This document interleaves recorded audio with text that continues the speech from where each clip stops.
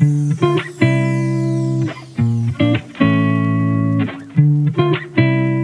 my name is Rachel and I'm here today to do my book haul for Christmas 2021 and a few extras, but mainly Christmas. A classic staple of my channel is a book haul of books that I will spend forever trying to get to, probably not get to because I'm annoying as fuck, especially for myself. But I'm going to jump straight into it because I have a ton of books to show you. So we're going to start with the first four, which were from my parents. The first book we have is Call of the Penguins. Now I'm not really going to talk about what this is about because I'm purposefully not reading the back of it. It's by Hazel, but it is the second book to Away with the Penguins, which is a book that I already have, that I've been wanting to read for ages. I'm obsessed with penguins, love penguins, which is why I want to read these books. But obviously I've not picked the first one up yet, so I'm not really going to talk about what this is about, but I know it's to do with an older lady who either has a penguin or goes to a penguin colony. I have no idea, but yeah, we've got the second one of those. The next book I got was Sweet Dark by Savannah Brown. This was one that I really wanted to pick up because Savannah Brown does a lot of like existential crisis type of videos about like what's her life really about and procrastinating and things. And I really got into them towards the end of last year, and so I decided to pick this one up. She does have some fiction, but I want to see how this is first because I feel like her poetry sounds like it's more around the type of topic as her videos. So this is a second collection of poetry and is at once philosophical and accessible, just as concerned with the biggest questions of being as the smallest personal desires. And it has a backdrop of London. It's about pursuit of vulnerability, pleasure, chaos, dichotomy of a life wholly experienced, full of so much darkness and so much sweetness, sometime in the same breath. Then next we got The Robin, a Biography by Stephen Moss. Very excited for this. So this is a nature book that basically goes through the entire year, just talking about what robins are doing. I really want to write some poetry this year about robins. I've had some ideas and I'm really excited about those, but I wanted to have a little bit more understanding and knowledge of the actual like practicalities of robins and what they do, so there's a little bit of realism and not just me imagining. And then lastly we have book one of the Marionettes by Wismer. I always watch Wismer's YouTube channel because I really enjoy like watching writing vlogs before I do like a writing session myself, and so I've been watching her channel for a really long time, and I thought I get a lot of free content from this channel. I might just pick up one of the books and see what they're like. The other books I've never fancied, but this one sounded really good, so we've got that one. And this is about Valerie, who is hoping to become a witch of some sort, the last remaining blood witch. So she's guaranteed a spot at a prestigious league of witches. Apparently the academy is full of sabotage and her spot isn't as clear cut and as much hers as she thinks it is. So very excited for that one. Then my lovely fiance got me The Christmas Pig by JK Rowling and illustrated by Jim Field. This is one that we're intending for a bedtime book. I don't really know much about this. It just says Jack loves his childhood toy, Der Pig. DP has always been there for him through good and bad until one Christmas Eve something terrible happens.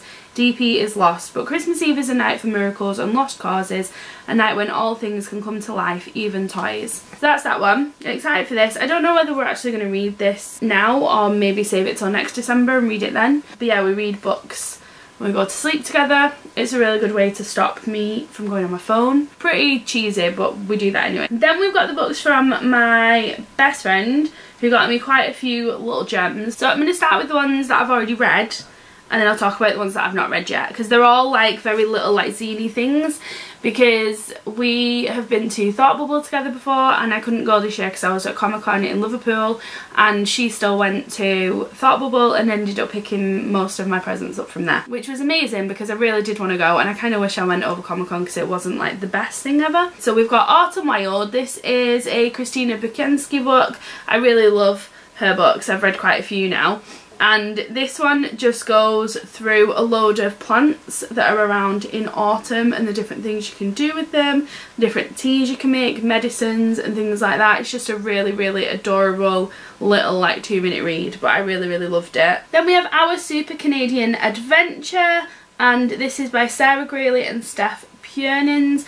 Now I know about them because I read Sarah Graley's Kim Reaper series, which I really enjoy, and I really love travel non-fiction graphic novels, which obviously my best friend knows because she tends to lend them off me anyway. And so yeah, she picked me up this one, which was really, really good. I really enjoyed this one. Then we have The Moth and the Flame. This is by Jenny Clements, and oh my god, I loved this. It was so cute. It's signed as well, which is sweet. This is just about a moth who's in love with a flame, because you know, moth to a flame, and it keeps getting burned every time it goes near her, but it loves her. And it's just, yeah, it's just a really, really sweet 5-second thing. Then next we have the first book that I read of the year this year, which was Ethel and Ernest by Raymond Briggs. Now I've meant to pick this up for ages, but I'm a bit tight and it's so expensive, so I didn't pick it up. But yeah, she got me a copy. So this is about Raymond Briggs' parents. So his dad, who was a milkman but also a fireman during the war, and just loads of stuff like that. And then his mum, who did have a job but became a like stay-at-home mum once she got married. And it's all just about their life. New Year's Eve I was reading this, so Becca managed to stay up until pretty much midnight and then conked out of sleep because she was exhausted. It was New Year's Day. I stayed up and read this and I was literally crying. Like, it's so sad, the end, and it just, yeah, it tore at me and it was a lot. But yeah, really enjoyed this, would highly recommend it. It was fantastic. And then we have Rusalka by Kamila Krol. This is part 1 and I read this morning, and I really love this zine thing. I always find it weird because I feel like zines are really small, couple of pages. This is more substantial than that, but also it's not a book. So yeah, hard to describe.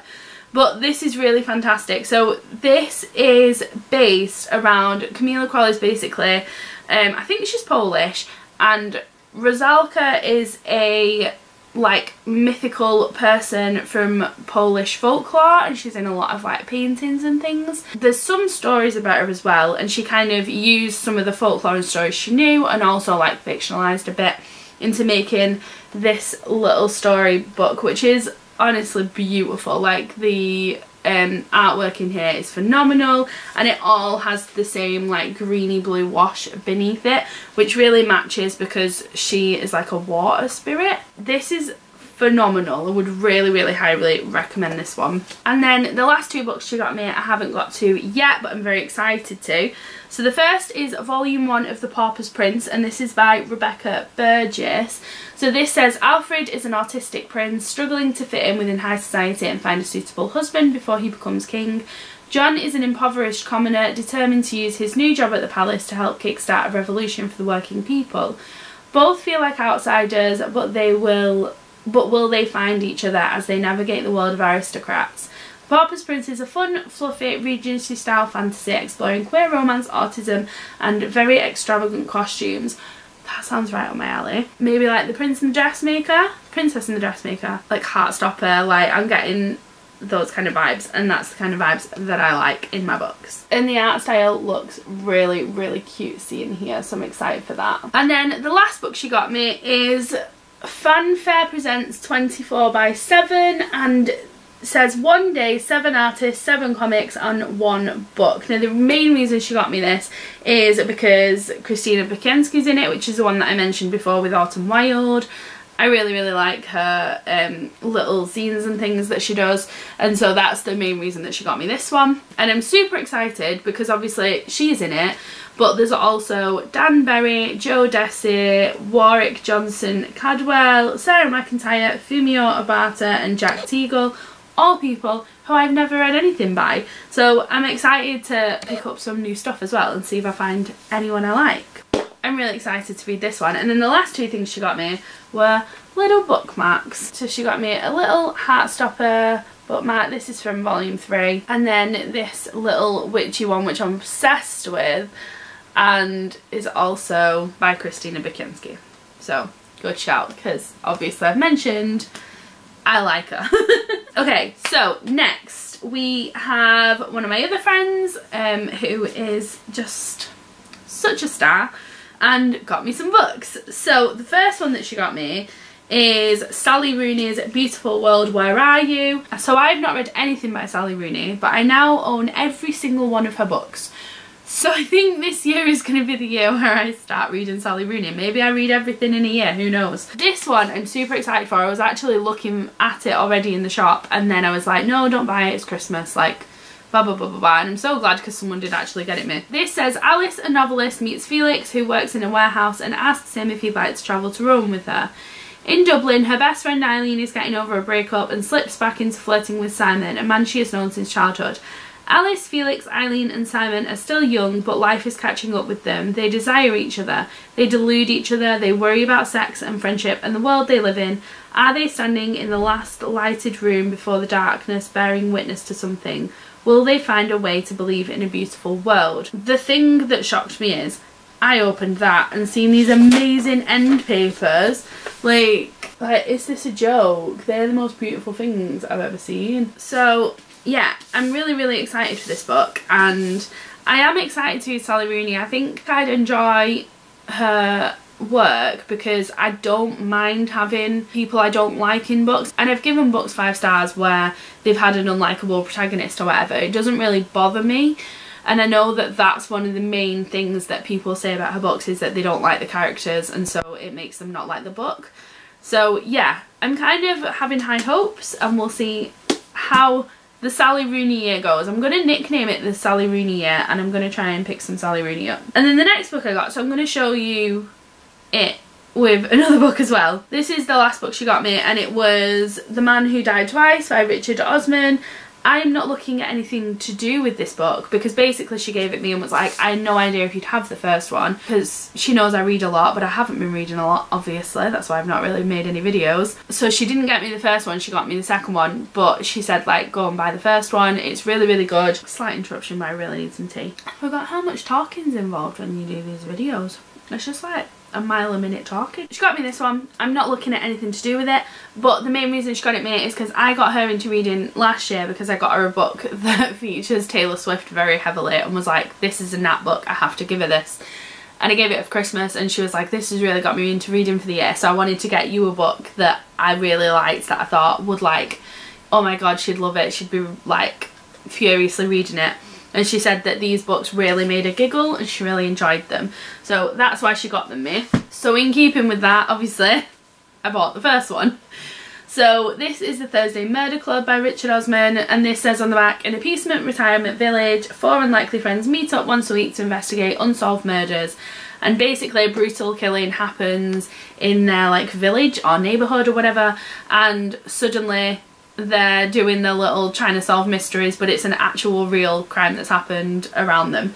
So really excited for that. Less because I think it's something I'd pick up, because I don't think it's something I would usually pick up, but I'm very excited to give it a try because obviously, yeah, it'll be nice to talk to my friend about it. And then yeah, we're on to books that I've bought now. So first one is Danny Champion of the World by Roald Dahl.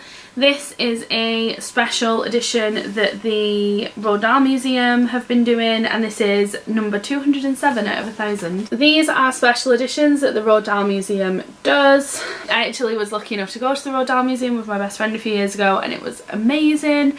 And this is my 3rd one of these. I also have James and Giant Peach and Fantastic Mr. Fox, and I'm just hoping to like collect them all. And yeah, this is our new bedtime reading book because I read this last year and it's one of my favourite books of the year. Spoiler for my favourite books. But yeah, I absolutely love this, and I'd never read it before, and it's like one of my favourite Roald Dahls ever now.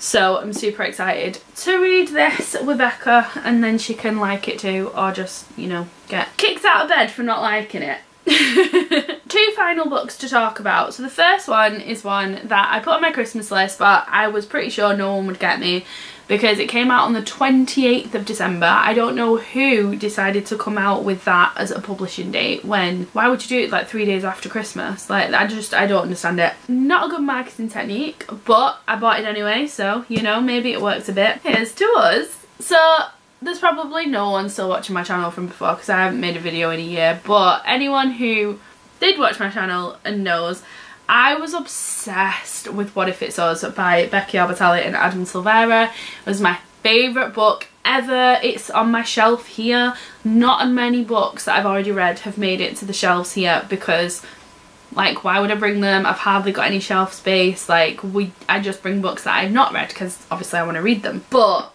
What If It's Us made it because I adore that book, and this is the sequel. Oh my god. So the only problem that I ever had with What If It's Us is the very final chapter or epilogue, or I don't know what it was, but the very, very, very end of it, I didn't like. This basically starts off 2 years after the end of that book, but it just basically, I think that was done so that a second one could be written, and that hopefully it ends the way I want it to this time. But I can't even tell you how excited I am about this. Like, oh my god.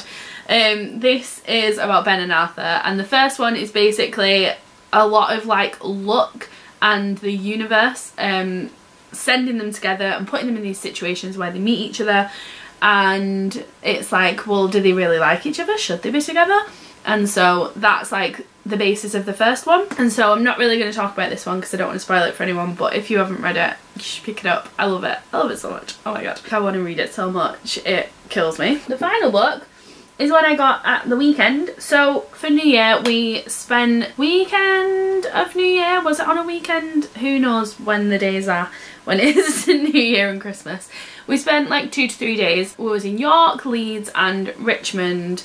And when we was in Leeds, we went to Leeds Armouries, which is a big museum in Leeds all about like the history of warfare. So there's stuff about like the First World War, there's stuff about Romans, and it's all like weapons and things. And I found a book in there that it doesn't seem like the kind of book that I'd read, and I was umming and ahhing because I was like, will I actually read this book? I don't know. And then I was like, I opened it and I read the first page and I was like, nah, I'm going to read this book. I want this book. And it is The Tao of Pooh and the Te of Piglet, the principles of Taoism demonstrated by Winnie the Pooh and Piglet. I love Winnie the Pooh. Winnie the Pooh is like my life. I just love it.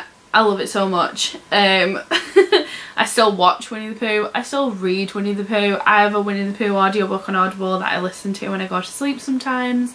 I love Winnie the Pooh. And this, oh my god, it just spoke to me, and it's by Benjamin Hoff, and it basically talks about how Pooh has a certain way of doing things which Benjamin Hoff brilliantly demonstrates seems strangely close to the ancient principles of Taoist philosophy. Taoism emphasises living in harmony with the Tao, the way of the universe, just as Pooh lives in harmony with his surroundings in the 100-acre wood. I just really want to read it. Look how cute it is. Oh my god. I love it. Yeah, the first thing I read, so I was like, I don't know if I'd read it. Yeah, I was in the shop and I turned to the first page and it's like, what's this you're writing? Asked Pooh, climbing onto the writing table. The Tao of Pooh, I replied. The how of Pooh? Asked Pooh, smudging one of the words I had just written. The Tao of Pooh, I replied, poking his paw away with my pencil. And I stopped there and was like, I'm gonna read this book. I'm gonna read it. And I don't care if it's a bit boring, because philosophy is boring as fuck, but I don't care because I'm gonna love this. I can just tell. So yeah, I used to try and pick up the books I'd told, didn't I? I just don't know if that's a possibility right now, because I am not complaining, ridiculously blessed, but I have so many books. Should we give it a try? Okay. So these are all the books I got either for Christmas or during the Christmas period. If you've read any of these and want to talk to me about them, please do in the comments below. If not, thank you very much for watching, and I'll see you in my next video. I'm not going to wave. Bye!